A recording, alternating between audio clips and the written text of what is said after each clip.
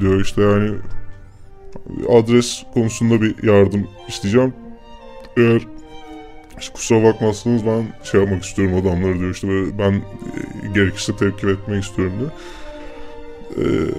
SWAT'ın amiri de şey diyor tabii ki zaten sizin şeyiniz belli diyor yani olayınız belli biz size en fazla işte ayak bağı oluruz.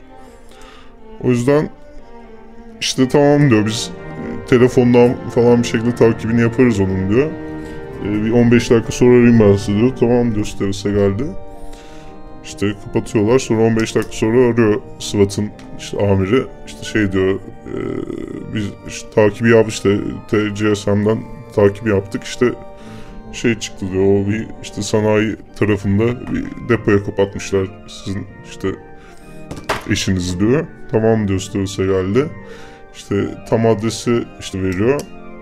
Ondan sonra Steven Seagal işte şey diyor nasıl gideceğiz buradan işte yol tarifi şey yapıyor işte siz neredesiniz diyor SWAT'ın yeni amiri işte ben şeydeyim işte bu diyorsan villalar tarafındayım diyor tamam diyor işte oradan yol tarifi veriyor sonra Steven Seagal işte kılıcını alıp çıkıyor işte evden işte arabanın arkasına koyuyor kılıcı gidiyor işte şeye sanayi bölgesine orada işte şeyi buluyor.